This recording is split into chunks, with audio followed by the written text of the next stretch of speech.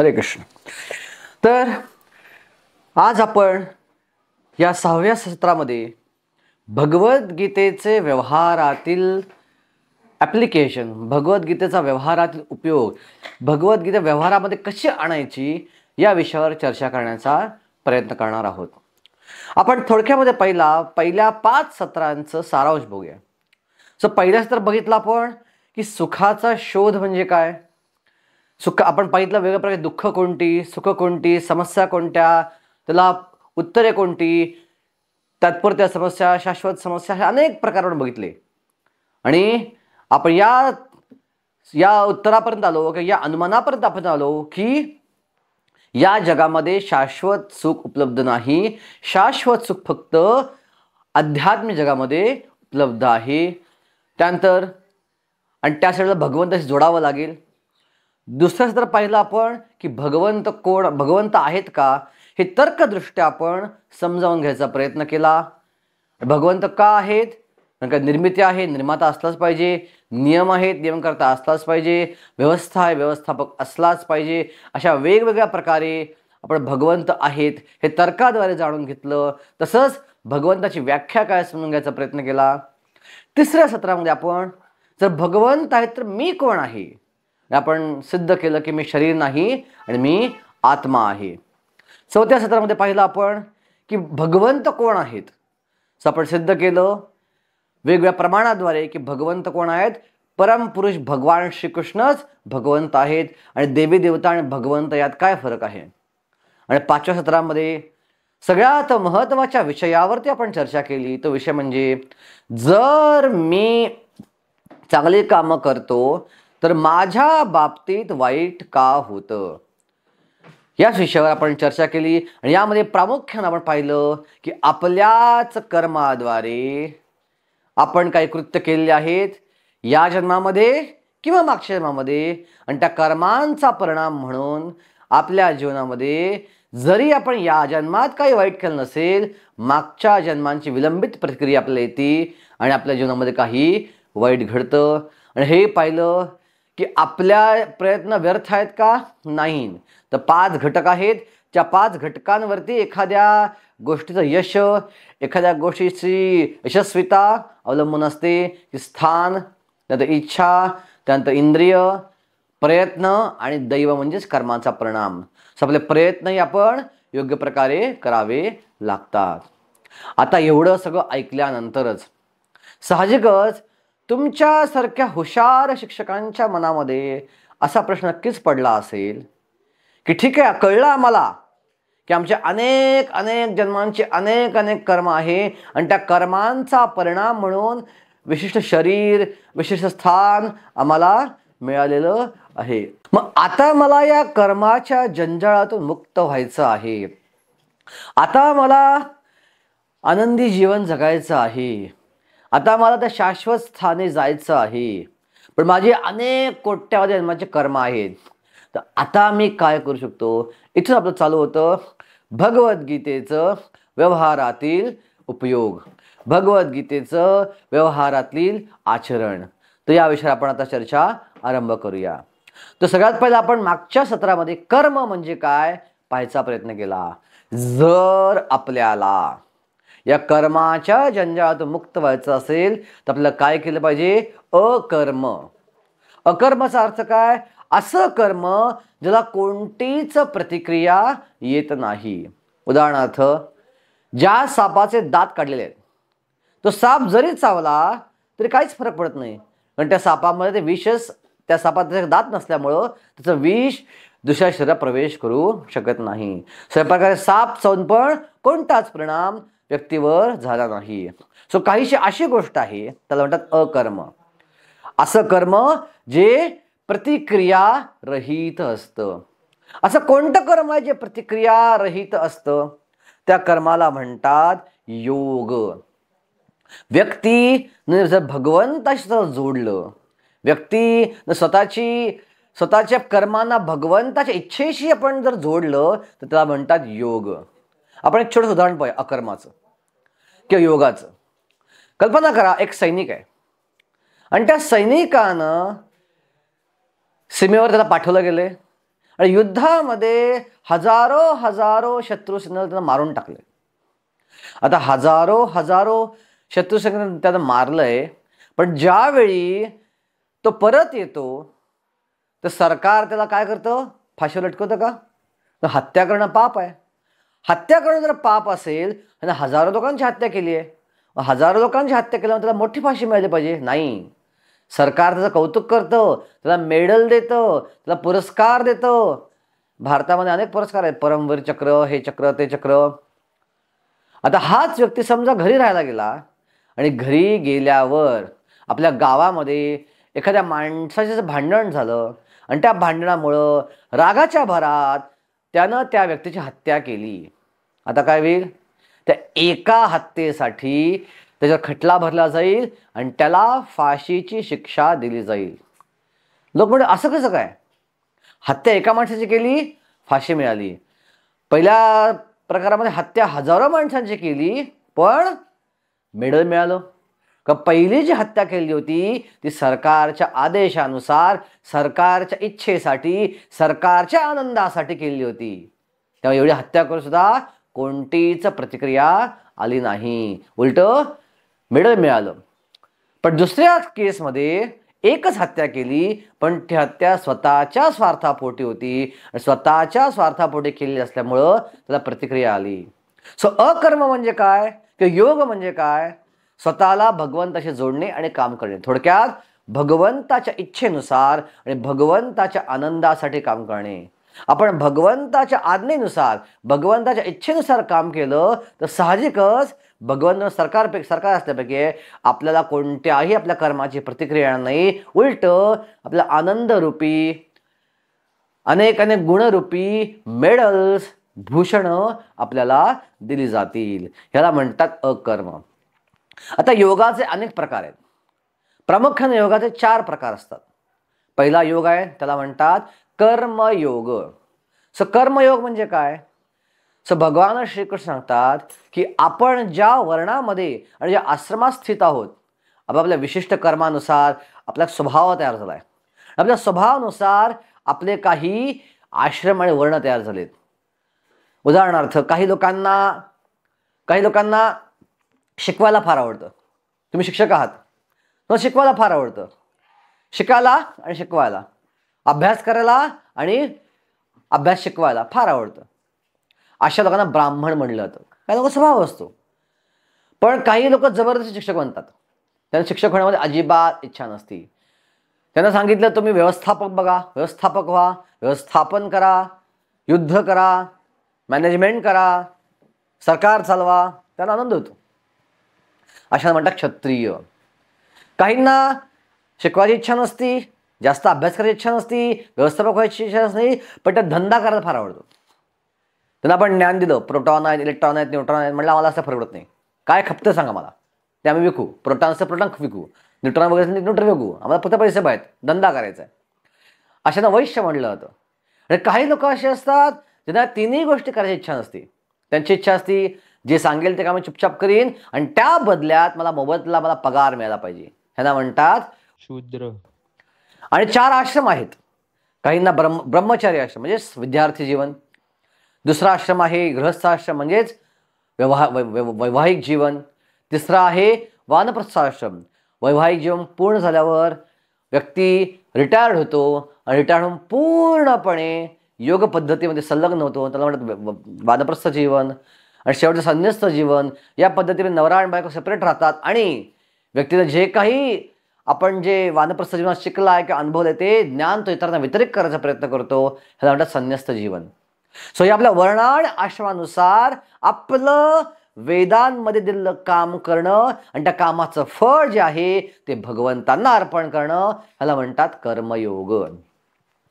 पण कलियुगामध्ये कर्मयोग करणं सोपी गोष्ट नाहीये. का ते आपण पुढच्या चर्चेमध्ये पाहू.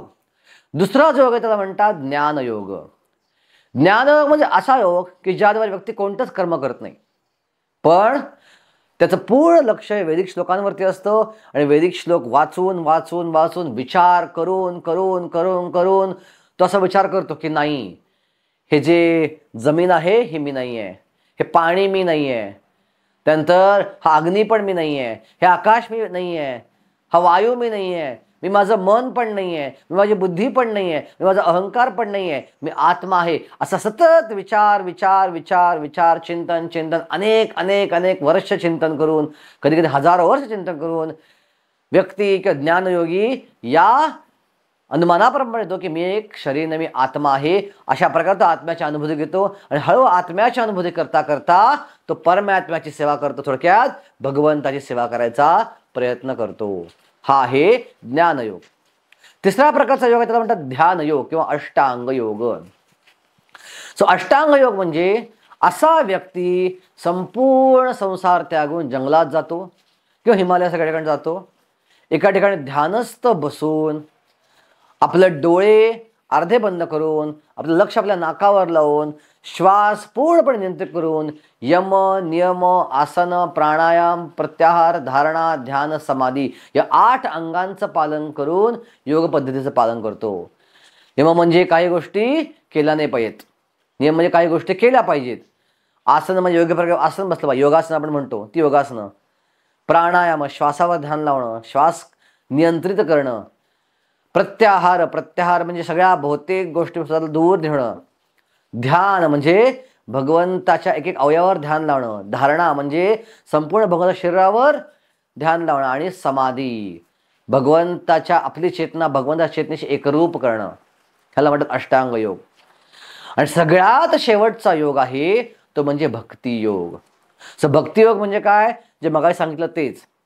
भक्ती करणं म्हणजे भगवंताची प्रेममय सेवा करणं, जी भगवंताची आज्ञा आहे, जी भगवंताची इच्छा आहे त्यानुसार काम करणं, भगवंतावर प्रेम करणं, जे काही आपण करतो ते भगवंतांना अर्पण करणं, त्यांचं नाव घेणं, त्यांच्याविषयी ऐकणं, त्यानंतर त्यांच्याचे स्मरण करणं, त्यांच्या विग्रहांची सेवा करणं.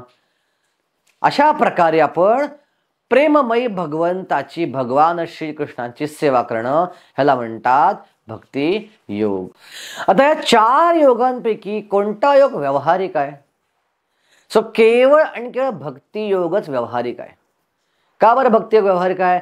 कारण पहिल्या 3 योग पद्धतींचं पालन करण्यासाठी काय प्रॉब्लेम आहे की त्याला योग्यता लागते. तर सगळ्यात पहिला बघू आपण. कर्मयोगाला वर्ण आणि आश्रम कोणता माहीत पाहिजे, पण आपला वर्ण आणि आश्रम कोणता आपल्याला माहीत आहे का? नाही. आपल्यामध्ये सगळे गुण आहेत. काही गुण ब्राह्मणाचे पण आहेत, काही क्षत्रियाचे पण आहेत, काही वैश्याचे पण आहेत, काही शूद्राचे पण आहेत. नक्की मी ब्राह्मण आहे का वैश्य आहे का शूद्र आहे का क्षत्रिय कळणं फार अवघड आहे. तर कलियुगामध्ये या योगाचं व्यावहारिक पालन करणं फार अवघड आहे. दुसरं की या योगाला करायला खूप दीर्घकाळ लागतो. पूर्वीच्या युगामध्ये आयुष्य जास्त होतं. सत्ययुगात माणसाचं आयुष्य 1,00,000 वर्ष असायचं. द्वापारयुगात ते त्रेतायुगात 10,000 वर्ष आलं, द्वापारात 1,000 वर्ष आलं. या कलियुगामध्ये मनुष्य जास्तीत जास्त 100 वर्ष जीवन जगू शकतो. ते आजकाल होत नाही. त्यामुळं एवढा दीर्घकाळ या कर्मयोगाचं पालन करून आपला कर्म भगवंताला अर्पण करून हळूहळू हळू शुद्धीकरण करून भगवंताची सेवा करणं, भगवत प्राप्ती करणं फार अवघड आहे. कलियुगात हा मार्ग व्यवहार्य नाही. दुसरा मार्ग आहे ज्ञानयोग. व्यक्तीला ज्ञानयोगीचं प्रॅक्टिस करायची असेल, ज्ञानयोगाचं पालन करायचं असेल तर पहिला निष्काम कर्मयोगाचं पालन करावं लागतं. आणि निष्काम कर्मयोगाचं पालन करून जे व्यक्ती शुद्ध होतो तेव्हाच तो कर्म त्यागू शकतो. त्याच्या आधी कर्म त्यागता येत नाहीत. अर्जुनाला पण सगळ्या कर्मांचा त्याग करून जंगलातून राहायची इच्छा होती आणि भगवान श्रीकृष्ण म्हणाले त्या शुद्ध पातळीला अजून तू पोहोचलेला नाही आहेस. भगवद्गीता 3ऱ्या अध्यायामध्ये ज्ञानयोगाची पात्रता सांगितली आहे. काय पात्रता ज्ञानयोगाची? ये तो आत्मरतीर एव स्यात् आत्मतृप्तश्च मानवः आत्मान्यवच संतुष्टा तस्य कार्यम न विद्यते. जो आत्म्यामध्ये आनंद घेऊ शकतो, यस्सो आत्मरतीर एव स्यात् आत्मतुष्टश्च मानवा, असा व्यक्तीच केवळ ज्ञानयोगाचं पालन करू शकतो. जे आता व्यवहारात फार अवघड आहे. ते करण्यासाठी, त्या स्तरावर येण्यासाठी आपल्याला पहिला शुद्ध व्हावं लागेल कर्मयोगाचं पालन करून. अष्टांग योग पद्धतीमध्ये ज्ञानपद दुसरी समस्या काय आहे? वेदांचं अध्ययन करावं लागेल. आणि वेदांचं अध्ययन करायचं असेल तर 12 वर्ष संस्कृत शिकावं लागेल. मग वेद वाचता येतील, मग ते वेद समजतील. शक्य 12 वर्ष घालणं संस्कृत शिकायला? शक्य नाही आपल्या व्यवहारिक जगामध्ये. तिसरं योग आहे अष्टांग योग. अष्टांग योगाला सुद्धा पहिला निष्काम कर्मयोगाचं पालन केलं पाहिजे. त्याशी आपली पात्रता कळली पाहिजे कोण आपण आहोत, आणि ते करून मग जंगलामध्ये जाऊन बसलं पाहिजे. आज जंगलामध्ये बसणं सोपी राहिलेली नाही गोष्ट. पण जंगलामध्ये आपण गेलो तर अनेक गुंड जंगलामध्ये आहेत, ते आपलेच 8 अंग तोडतील आणि आपल्याला मारून टाकतील, आपले अष्टांग करतील. ते फार अवघड आहे हा योग करणं. आणि जंगलामध्ये आजकाल कलियुगात तेवढी निर्भयता आपल्याकडे राहिलेली नाही आहे. जंगलामध्ये गेलो आणि आपण ध्यान लावायला बसलो आणि समोर साप आला, आपण ध्यान लावू शकू? समोर वाघ आला, आपण ध्यान लावू शकू? नाही आहे. तेवढी निर्भयता आपल्याकडं राहिलेली नाही आहे.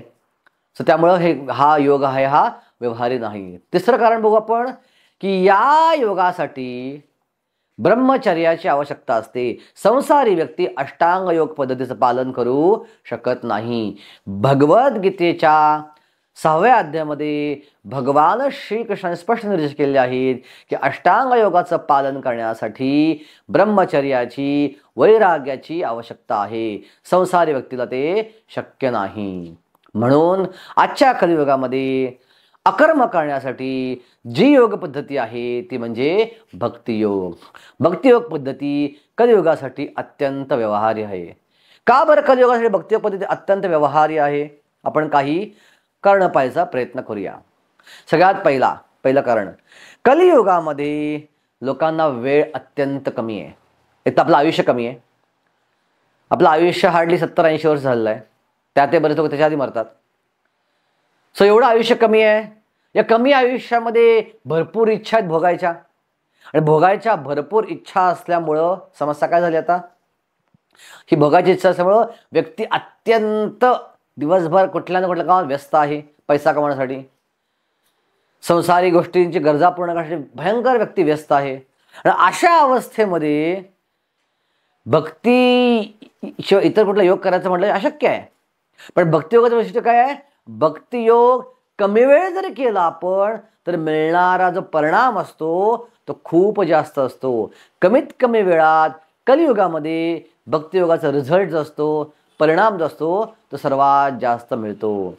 सो भक्तियोगाचं पालन केल्यानंतर आपण या जन्मातच केवळ भगवंताचं नामस्मरण करून, केवळ भगवंताची भक्ती करून आपण सहजगत्या भगवत प्राप्ती करू शकतो. सो याला कमी वेळात सर्वोच्च रिझल्ट प्राप्त करणं भक्तियोगात शक्य आहे. जसं उदाहरणार्थ, पहिल्या माळापासून ते 12व्या माळा किंवा 50व्या माळापर्यंत एक शिडी आहे. पण या शिडीवर आपण चढत गेलो तर किती वेळ लागेल? 50व्या माळापर्यंत जायला 15 ते 20 मिनिटं, कधी 25 मिनिटं लागतील हळूहळू गेलो आपण तर. आणि गेल्यानंतर आपण खूप थकून जाऊ, काही लोक वाटेच दमून जातील. सो बाकी योगाचं पालन करणं, स्टेप बाय स्टेप आपल्या हृदय शुद्धीकरण करणं आणि भगवत प्राप्ती करणं. पण भक्तियोग कसा आहे? आता त्याच 50 माळा पण 5 मिनिटाच्या आतमध्ये, 2 मिनिटाच्या आतमध्ये पोहोचू शकतो. कसं? आपण जर लिफ्टचा वापर केला, या लिफ्टद्वारे आपण जस्ट आरामात उभं राहून कुठल्याही प्रकारे थकून न जाता काही क्षणातच आपण 50व्या माळावर पोहोचू शकतो. सो भक्तियोग कसा आहे? लिफ्ट प्रमाणे आहेत, तर बाकी योग हे स्टेप बाय स्टेप पायरीप्रमाणे आहेत. योग शिडीमध्ये सर्वोच्च स्थान जे आहे ते भक्तियोगाचं आहे. इतर योगांना सुद्धा शेवटी पूर्णत्व प्राप्त करण्यासाठी भक्तियोगाचा आश्रय घ्यावाच लागतो. भक्तियोगाशिवाय त्यांना परिपूर्णता प्राप्त होत नाही. पण भक्तियोग इतर कोणत्याही योगाचं पालन न करता आपल्या परिपूर्ण अवस्थेला घेऊन जाऊ शकतो. सो भक्तियोगा कमी वेळामध्ये सर्वोच्च रिझल्ट देऊ शकतो. हे पहिलं कारण. दुसरं कारण म्हणजे भक्ती ही सर्वसमावेशक, सरळ आणि सुलभ आहे. जसं मगाशी म्हटलं मी, याला कोणत्याही योग्यतेची आवश्यकता नाही आहे. आपण शास्त्रातले काही उदाहरणं पाहूया की कोणत्या लोकांनी भक्ती केली आणि त्यांनी परिपूर्णता प्राप्त केली. पहिलं उदाहरण पाहू वाल्मिकी ऋषींचं. आपल्याला माहिती आहे वाल्मिकी ऋषीचं पहिलं नाव काय होतं? रत्नाकर किंवा वाल्या कोळी, मराठीतला वाल्या कोळी म्हणतात. हा एक गुंड होता जंगलात राहणारा. काय करायचा? जो व्यक्ती येईल त्याला लुटायचा आणि त्याला मारून टाकून जीवन जगायचा. जंगलामध्ये तर नारद मुनी आले आणि नारद मुनीकडे काहीच नव्हतं लुटण्यासारखं. सो नारद मुनी विचारलं की बाबा रे, तू अशा प्रकारे वाईट कर्म का करतोयस? ते म्हणले, मी माझ्या परिवाराचं पालन पोषण करतोय. आणि परिवाराचं पालनपोषण करण्यासाठी माझ्याकडे हाच धंदा आहे. म्हणजे तुला खूप पापं लागतील, तू खूप पापकृत्य करतोयस. म्हणले असेल, पण माझा परिवार पण या पापकृत्यात समाविष्ट आहे. म्हणजे जाऊन विचार परिवारात ते आहेत का समाविष्ट. ज्यावेळी बाल्याकोळी गेला, त्यानं पाहिलं की माझी मुलं, माझी बायको, माझे आईवडील कोणीच माझ्या पापाच्या वाटेकरी व्हायला तयार नाही आहेत. आणि त्याला जाणीव झाली की विनाकारण मी माझ्या बायका मुलांना सांभाळण्याच्या नावाखाली पापांचा धनी झालो. आणि म्हणून त्यानं भक्ती करायला चालू केली. आता वाल्मिकीची वाल्याकोची एवढी पण योग्यता नव्हती की तो रामाचं नाव घेऊ शकेल. नारद मुनी म्हणले मरा मरा म्हण. सो मरा मरा मरा मरा मरा मरा म्हणता म्हणता राम राम नावापर्यंत आले. आणि राम नामाचं उच्चारण करून वाल्याकोळीपासून वाल्मिकी ऋषी झाले. एवढे मोठे महर्षी झाले ते रामायणाची रचना पण त्यांनी केली. 25,000 श्लोकांची रामायणाची रचना या वाल्मिकी ऋषींनी आपल्यासाठी केलेली आहे. दुसरं उदाहरण आहे मृगारीचं. मृगारी हा पण जंगलात राहणारा एक अत्यंत क्रूर शिकारी होता. काय करायचा मृगारी हा? मृगारी हा प्राण्यांना अर्धमेल करून सोडायचा. अर्धमेल करून प्राणी तडफडायचे. या तडफडण्यामध्ये तो आनंद घ्यायचा आणि मग त्याला मारल्यावर त्यांना विकून तो पैसे मिळवायचा. अगेन एकदा नारद मुनी आले जंगलामध्ये आणि त्यांनी तडफडणारे प्राणी पाहिले आणि त्यांनी विचारलं एका माणसाला, कोणी केलं हे उद्योग? मृगारी म्हटलं मीच केलेत. म्हणजे असं अर्धमेल का सोडले सांग तू? एखादा पूर्ण मार किंवा मारू नकोस. अर्धमेल सोडल्यावरती तुला जी कर्माची प्रतिक्रिया येणार आहे ती खूप जास्त असणार आहे. तुला जास्त काळ नरकामध्ये आत्मा भोगाव्या लागतील. पूर्ण मारलंस तर तुलनेनं त्यांना वेदना कमी होतील आणि तुला वेदना कमी झाल्यामुळं तुला आणि प्रतिक्रिया तुलनेनं कमी असेल. पण अर्धमेलाकडे जी वेदना होईल त्या वेदना सगळ्या तुझ्यावर येतील. आणि नारद मुनीनं आपल्या शक्तीद्वारे पुढच्या आयुष्यामध्ये मृगारीला काय काय भोगावं लागणार आहे हे दाखवून दिलं. आणि मृगारी घाबरला. म्हणले आता काय करता येईल? म्हणजे काय नाही, एका जागी बस, हा धंदा पहिला सोड, एका जागी बस, विग्रहांची सेवा कर आणि भगवंत नामस्मरण चालू कर, भक्तियोगाचं आचरण चालू कर.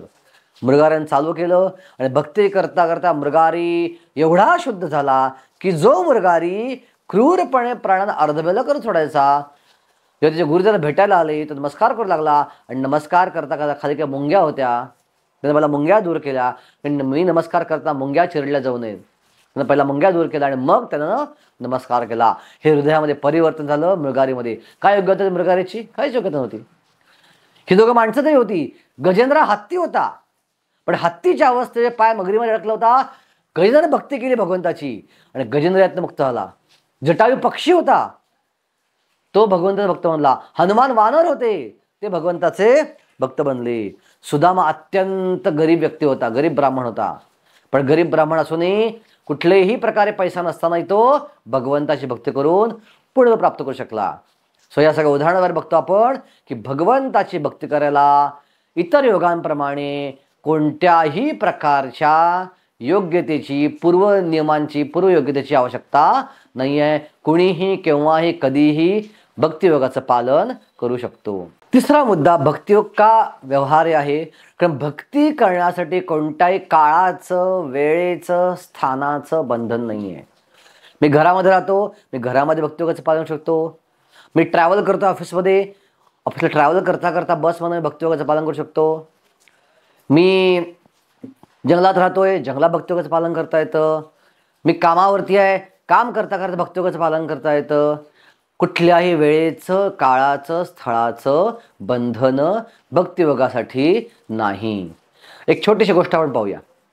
एकदा एक व्यक्ती अत्यंत बिकट अवस्थेमध्ये होता, खूप वैतागला होता, खूप कष्ट सहत होता तो. आणि त्याला शांती पाहिजे होती, आनंद पाहिजे होता, सुख पाहिजे होतं. आणि त्याला नारद मुनी भेटतात. सो नारद मुनी म्हणतात की तुला एवढ्या दुःखातनं बाहेर यायचं ना, तू एक काम कर, राम नाम घे किंवा कृष्ण नाम घे. तर तो म्हणला की पण माझं वेळापत्र बघा, मला राम नाव घ्यायला वेळच नाही आहे. नारद मुनी वेळापत्र बघितलं, अरे बापरे, ह्याला खरंच रामाचं नाव घ्यायला वेळ नाही आहे. तर नारद मुनी म्हणजे ठीक आहे, हरकत नाही, तू बाथरूममध्ये आणि टॉयलेटमध्ये पण रामाचं नाव घेऊ शकतोस, तिथं पण घ्यायला परवानगी आहे. आणि तो व्यक्ती टॉयलेटमध्ये रामाचं नाव घेऊ लागला. आणि हनुमानानं ऐकलं हे की टॉयलेटमध्ये रामाचं नाव येतं. आणि हनुमानाला राग आला, माझ्या प्रभूंचं नाव टॉयलेटमध्ये कोण घेतंय, छी छी छी. त्या माणसाला त्यानं बाहेर काढलं आणि खाड करून कानाखाली लावली. त्या व्यक्तीचा गाल सुजून बसला. हनुमान म्हणले, चला मी माझ्या प्रभू रामचंद्रांकडे जातो आणि त्याला सांगतो की तुमचं नाव अशा ठिकाणी व्यक्ती घेत होता. आणि गेली व्यक्ती, हनुमान गेले रामचंद्राकडं आणि त्याने पाहिलं प्रभू रामाचा गाल पण सुजला होता. म्हटले प्रभू तुमच्या गालाला काय झालं? म्हटले तूच तर कानाखाली मारलीस. म्हणजे मी कधी मारली? म्हटले माझा एक भक्त, त्याला वेळ नव्हता, पण अशा अवस्थेत तो बाथरूममध्ये काय होईना, टॉयलेटमध्ये काय होईना माझं नाव घेत होता. मला ते आवडलं, पण त्याला विनाकारण तू मारलंस, माझ्या भक्ताला मारलं, ते मला लागलं. तर बघा, अशा ठिकाणी जर आपण नाव घेतलं भगवंताचं, भगवंत ती भक्ती स्वीकार करतात. अशा व्यक्तीला फायदा होतो. कुणाकडे पैसे नसतील भगवंत काय अर्पण करायला, नैवेद्य अर्पण करायला, मनामध्ये जरी भोग अर्पण केला तरी तो भोग भगवंत स्वीकारतात. प्रतिष्ठा अर्पण नावाचं आजचं आपलं पैठण गाव, तिथे एक ब्राह्मण होता आणि त्याला भगवंतांना खीर अर्पण करायची इच्छा होती. त्यानं मनामध्ये सगळं साहित्य जमा केलं. मनामध्येच तांदूळ आणले, दूध आणलं, साखर आणली, चूल आणली, चुलीवर दूध ठेवलं, त्यात तांदूळ घातले, साखर घातली आणि खालनं चूल पेटवली आणि मनामध्ये सुंदर खीर तयार केली. आणि सुंदर खीर बनल्यानंतर ती भगवंतांना अर्पण पण केली. आणि भगवंतांना अर्पण करून झाल्यानंतर ती थंड आहे का गरम आहे हे बघण्यासाठी मनातल्या मनात हात घातला आणि खीर गरम होती. हात त्याचा पोळला मनातल्या मनामध्ये आणि त्यात ॲक्च्युअल उघडून बघितलं डोळे तर खरोखरचा हात पोळलेला होता. सो गोष्ट केली मनामध्ये, पण भगवंताने ॲक्च्युअली गोष्ट स्वीकारली. सो भक्तियोग करण्यासाठी कोणत्याही पैशाची, श्रीमंतीची गरज नाही. भगवंत म्हणतात 9व्या अध्यायामध्ये, पत्रम पुष्पम फलम तोयम यो मे भक्त्या प्रयच्छति तदहम भक्त्या उपहर्तम अश्नामी प्रयतात्मना. मला फक्त एक फळ, एक पान, थोडंसं पाणी आणि एखादं फूल मला अर्पण करा. या गोष्टी फुकट आहेत आजकाल. पूर्वी त्या गोष्टी फुकट, आजकाल पैसे पडतात, पण पूर्वी गोष्टी खूप फुकट होत्या आणि सहजगत्या उपलब्ध होत्या. सो भगवान अनेक फळ पण म्हणत आहेत, एक फळ, एक पान, एक फुल आणि थोडंसं पाणी मला अर्पण करा, मी ते, पण ते भक्तिभावानं अर्पण करा, मी ते स्वीकारतो. सो भक्ती करायला कोणत्याही या गोष्टीचं बंधन नाही. त्यानंतर चौथं, भक्ती का करायची? कारण भगवद्गीतेमध्ये पहिल्या अध्यायापासून शेवटच्या अध्यायापर्यंत भगवंतांनी सगळ्यात चांगला योग कोणता, माझ्या दृष्टीने सगळ्यात चांगलं मत काय आहे, तर भगवंताची इच्छा आहे व्यक्तीनं भक्तियोगाचं पालन करावं. 6व्या अध्याय शेवटी भगवान श्रीकृष्ण म्हणतात, योगिनाम अपि सर्वेषां मद्गतेन अंतरात्मना श्रद्धावान भजते यो माम सवयुक्त तमो मतः. की सगळ्या योगींमध्ये, योगिनाम अपि सर्वेषां, ज्याची गती माझ्याकडे येते तो माझा सर्वोत्कृष्ट भक्त आहे, असं माझं मत आहे. तर 12व्या अध्यायामध्ये अर्जुन प्रश्न विचारतो की काही लोक तुमच्या प्रकाशावर ध्यान लावतात ज्ञानयोगाद्वारे आणि अष्टांगयोगाद्वारे, आणि काही लोक डायरेक्ट भक्ती करतात, तुमच्या रूपाची भक्ती करतात, तर या दृष्टीने याच्यामध्ये सगळ्यात चांगलं कुठलं, हा प्रश्न अर्जुन भगवंतांना 12व्या अध्यायाच्या सुरुवातीला विचारतो. एवं सततयुक्ताये भक्तासां पर्युपासते ये चाप्यक्षरम अव्यक्तम तेषां के योगवित्तमाः. आणि भगवान श्री उत्तर देतात, मय्यावेश मनो एवां नित्ययुक्ता उपासते श्रद्धया पर्योपेतास ते मे युक्ततमो मताः. की जे श्रद्धेनं माझ्या या रूपाची, या पूर्ण पुरुषोत्तम भगवान रूपाची भक्ती करतात, मयी आवेश मनो एवाम, त्याचं मन माझ्यापाशी ठेवतात, ते माझ्या दृष्टीनं सगळ्यात चांगले भक्त आहेत. का बरं? त्याच अध्यायात भगवान श्रीकृष्ण सांगतात की दोघांमध्ये फरक काय आहे. बाकीचे योग जे आहेत ते योग क्लेशदायक आहेत, ते त्रासदायक आहेत, ते लांबलचक आहेत, ते सोपे नाही आहेत. क्लेशो अधिकतरस्तेषां अव्यक्तासक्त चेतसां अव्यक्ता हि गतिर्दुःखम देहवाद्भिर अवाप्यते. देहधारी माणसाला खूप वेदना देणारे, क्लेश देणारे योग आहेत. पण याच्या विरुद्ध माझी भक्ती कशी आहे, ये तु सर्वाणि कर्माणि मयि संन्यस्य मत्परम अनन्येनैव योगेन माम ध्यायन्ति उपासते. ह्याच्या व्यतिरिक्त जे अनन्य भावानं माझी भक्ती करतात त्यांना फायदा काय आहे? तेषाम अहम समुद्धरता मृत्यू संसार सागरात भवामी न चिरात पार्था मयि आवेशित चेतसा. त्यांच्या जीवनामध्ये मी स्वतः हात घालतो आणि त्यांना जरी या भौतिक भवसागर पार करणं शक्य नसेल, हा भवसागरात मी त्यांना उचलतो आणि अलगद त्या भगवत धामात घेऊन जातो. सो भगवंताच्या भक्तियोगामध्ये आपली इन्व्हॉल्वमेंट बरोबर भगवंताची इन्व्हॉल्वमेंट पण आहे, भगवंत पण त्याच्यामध्ये उपस्थित आहेत. सो एका छोट्या उदाहरणावर पाहू काय फरक आहे आपण इंडिपेंडेंट योग करणं आणि भक्तियोग करणं मध्ये. सो एखादा लहान मुलगा वडिलांबरोबर चाललाय आणि त्या लहान मुलांनी वडिलांचा हात पकडलाय आणि तो चाललाय, रस्त्यावर चाललाय, रस्ता ओलांडतोय. यात काय समस्या आहे? हात कोणी पकडलाय? लहान मुलाने पकडलाय. लहान मुलाला हात पकडलेला हात कधी तो सुटू शकतो आणि मुलगा वडिलांपासून दूर होऊ शकतो. सो आपण इंडिपेंडेंटली योग करायचा प्रयत्न करणं म्हणजेच आपण भगवंताचा हात पकडायचा प्रयत्न करणं. मला माझ्या प्रयत्नाद्वारे भगवत प्राप्ती करायची आहे. पण भक्तियोग म्हणजे काय? वडिलांनी मुलाचा हात पकडणं, आईने मुलाचा हात पकडणं. जेव्हा वडील किंवा आई मुलाचा हात पकडतात ते घट्ट धरून ठेवतात, ते कधीच सोडत नाही. सो त्याचप्रमाणे भक्ती करणं म्हणजे भगवंताद्वारे आपला हात पकडला जाणं. जरी आपण भक्तीमध्ये परिपूर्णता आणू शकलो नाही, भगवंत म्हणतात जरी तुझी क्षमता नाही भवसागर पार करायची, भक्तीमध्ये परिपूर्णता आणायची, मी काय करतो? तुझी प्रामाणिक भक्ती बघून हा भवसागर जो आहे ह्याला एवढा छोटा करतो. गाईच्या वासराच्या पावलाच्या ठस्यामध्ये जेवढं पाणी आहे तेवढ्या पाण्याला करून टाकतो, जेणेकरून तू हा भवसागर सहजगत्या आरामात पार करू शकशील. सो भगवंत आपण भवसागराला छोटा करतात. ही भक्तियोगाचा फायदा आहे, हे भक्तियोगाचं वैशिष्ट्य आहे. आणि भागवतामध्ये ह्याला पुष्टी आहे. समाश्रिताये पदपल्लवप्लवम भवत पदम पुण्य यशो मुरारे भवांबुधिं वत्स परम पदम पदम पदम पदम यद विपदाम न तेषाम. जे भगवंताची भक्ती करतात त्यांच्यासाठी भवसागर काय होतो? वत्स परम पदम पदम. वत्स म्हणजेच गाईचं वासरू, त्या वासराच्या पावला एवढा हा भवसागर येतो. सो भक्तियोगच कायम फायद्याचा आहे. त्यानंतर भगवंताची भक्ती जी आहे ते कोण करू शकतात? म्हातारे लोकच करू शकतात का भगवंताच्या भक्ती? म्हातारपणी भक्तियोग करायचा आहे का? नाही नाही नाही नाही. भक्तियोग म्हातारपणी करायचं नाही आहे. भक्तियोग लहानपणापासून करायचा आहे. लहानपणापासून भक्ती सवय लावली तर म्हातारपणी रिटायर्ड झाल्यावर काय करायला कळेल. रिटायरमेंट झालं आपण तीव्रतेनं भक्तीची प्रॅक्टिस करू शकू आणि मृत्यूच्या वेळी सहजगत्या भगवंताचं स्मरण करू शकू. आणि जो मृत्यूच्या वेळी भगवंताचं स्मरण करतो तो शाश्वत भगवत धाम प्राप्त करतो. अंतकाले च मामेव स्मरण मुक्त्वा कलैवरम यह प्रायत समद्भावम याति नास्ति अत्र संशयः. सो प्रल्हाद महाराज म्हणतात, काही महाअवतार नरसिंह पिक्चर पाहिला असेल. सो प्रल्हाद महाराज म्हणतात वयाच्या 5व्या वर्षापासून आपण भक्तियोगाचं पालन केलं पाहिजे. कौमारम आचरित प्रज्ञो धर्मान भागवतानिहान दुर्लभो मानुषो देहो तदपि अध्रुम अर्थदम.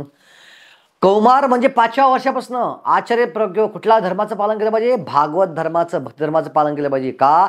मनुष्यजन्म फार दुर्मिळ आहे. एकदा का मनुष्यजन्म गेला आणि परत प्राणीजन्म मिळाला तर परत किती लाख वर्षांनी, किती कोटी वर्षांनी मनुष्यजन्म मिळेल सांगता येत नाही. पण भक्तियोगाचं वैशिष्ट्य काय आहे? जरी भक्तियोगात परिपूर्णता आणू शकलो नाही आपण, थोडे वेळच भक्तियोग केला तरी पण गॅरेंटेड पुढचा जन्म मनुष्याचा असतो. ही गॅरंटी असते भक्तियोगामध्ये. म्हणून भक्तियोगाचं पालन आपण केलं पाहिजे. भक्तियोग करण्यासाठी वैराग्य व्हायची गरज आहे का? नाही. संसारी व्यक्ती हा भक्तियोगाचं पालन सहजगत्या करू शकतो. अर्जुन ज्याला गीता सांगितली तो पण संसारी व्यक्ती होता. सो भगवंतांनी वैराग्य होण्यासाठी भक्तियोग सांगितलेलं नाही आहे. कोणीही व्यक्ती संसारामध्ये सहजगत्या भक्तियोगाचं पालन करू शकतो. घरात जे काही काम करतो ते करता करता भगवंताचं स्मरण करून, भगवंताचं नामस्मरण करून. संत तुकाराम म्हणतात नाम घेता उठा उठी. संसारामध्ये उठता बसता काम करता करता नाव घ्या भगवंताचं, कृष्णाचं नाव घ्या. काय होईल? होय संसाराची तुटी, होय संसाराची तुटी, ऐसा लाभ बांधा गाठी. सतत नामस्मरण, सतत भक्ती हा लाभ गांधी बांधी ठेवा. चालताना, बोलताना, खाताना, पिताना, झोपताना नामस्मरण होऊ दे. काय होईल? पडे विठ्ठल पायी मिठी, पडे विठ्ठल पायी मिठी, नामा परते साधन नाही. या कलियुगात नामस्मरणाशिवाय, भक्तीशिवाय साधन नाही. करीशी आणिक तू काही, अजून काही करा. आणि म्हणून शेवटच्या कडे तुकाराम सांगतायत हाकारोनी सांगे तुका, नाव घेता राहू नका, नाव घेता राहू नका. मी तळमळीने सांगतोय, काकोतीने सांगतोय, भगवंताचं नामस्मरण घेतल्याशिवाय अजिबात राहू नका. सतत नामस्मरण करा. तर संसारामध्ये हा योग शक्य आहे. त्यानंतर सगळ्यात शेवटचा प्रश्न आपण या भक्तियोगासन बघू की भक्तियोग कसा कर्मफळांपासून आपल्याला मुक्ती देतो. आपण एका प्रकारे उदाहरण बघितलं हे की भक्तियोग म्हणजे परमेश्वराच्या आज्ञांचं पालन करणं, आणि जो परमेश्वराच्या आज्ञांचं पालन करतो, भगवंत सांगतात की अशा व्यक्तीच्या सगळ्या पापांची जबाबदारी मी घेतो.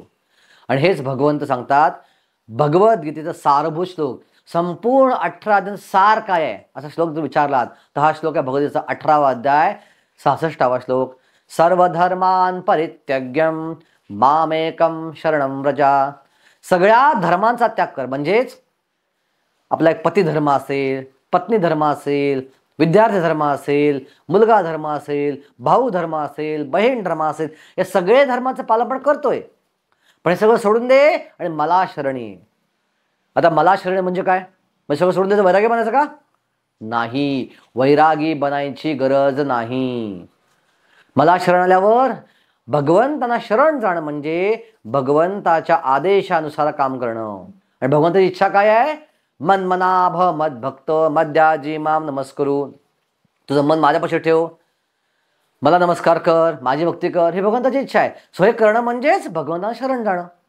मग शरण गेल्यावर काय होईल?